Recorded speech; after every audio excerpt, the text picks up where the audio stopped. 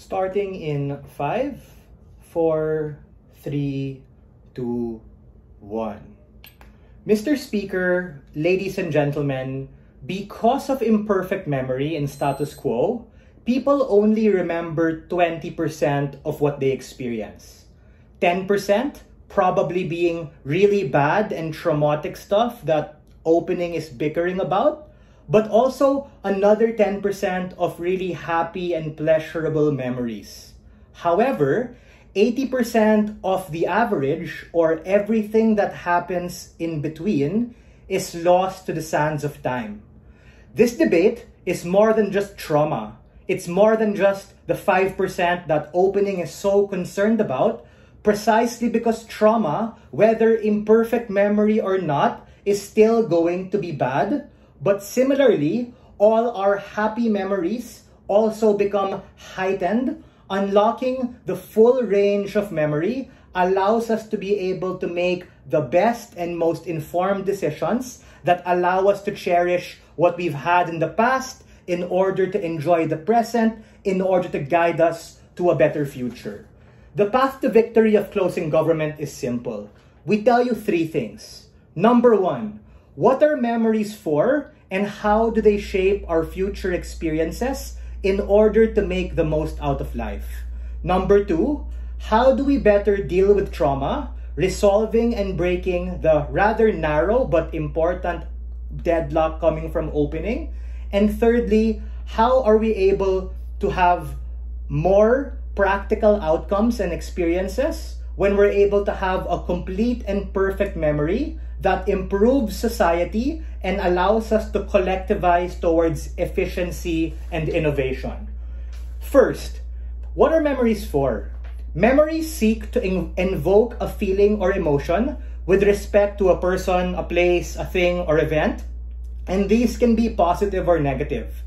That is to say, because of people's ability to want to preserve themselves, even if you have perfect memory, you're probably going to gravitate out of the bad things that you experience towards the good things, similar to how trauma victims in status quo are able to deal with that.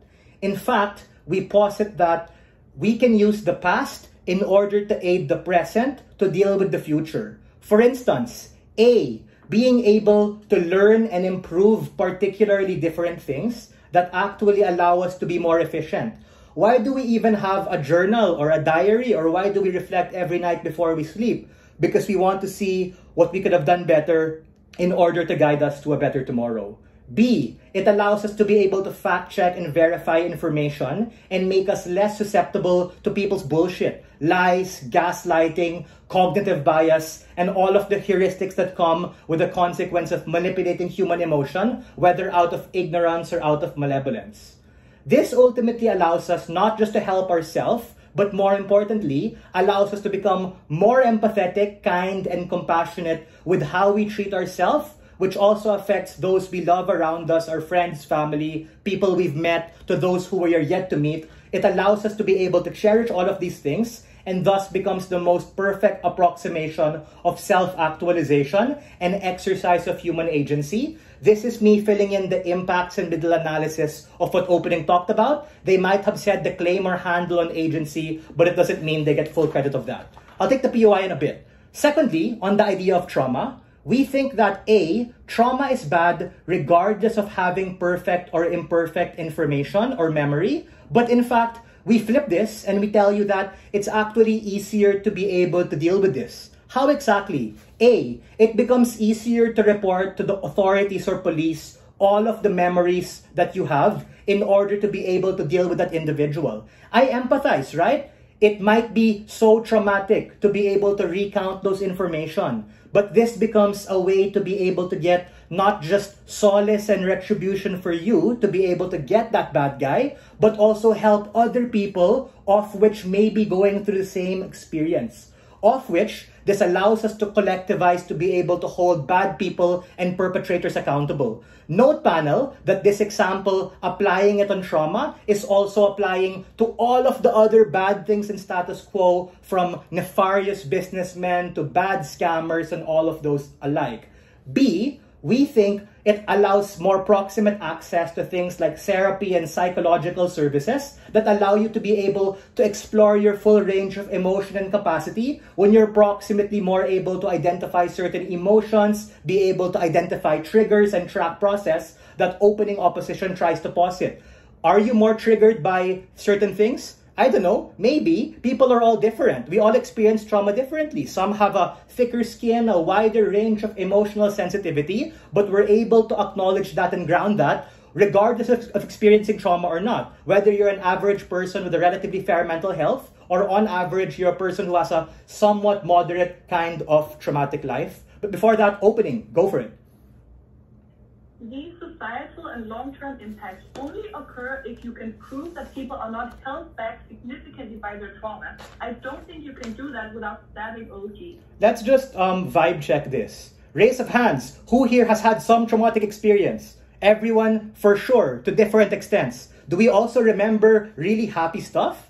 For sure. And I'm pretty sure majority of us, because of how our brain works and what we choose, probably gravitate more to the good stuff in as much as the bad things really deal with us. This is a legitimate extension coming from OG in response to what you're saying. Third and most importantly, this debate is so much more important than trauma. It applies to every facet of human capacity. Things like the justice system, wherein lawyers and people investigating are able to get better evidence. The economy, wherein we're better able to learn and exercise our skills to be able to analyze historical data, things that happened in the markets. Philosophy, wherein we're able to have a deeper knowledge of what it means to be human and answering the fundamental question of what is life. History, wherein we're better able to preserve more accurate documentation to be able to respond to historical revisionism and things being done by nefarious actors through the sands of time, given everything is often dictated by the generation before us and the victors before us, allow us a full range and capacity to authenticate all of these information.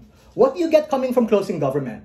You get a very important question of what is memory and what are the experiences that we have in order for us to be able to use those things, to be able to learn from the past and deal with anxiety in order to be able to allow us to be excited, to cherish and be better for the future. We are very proud to propose.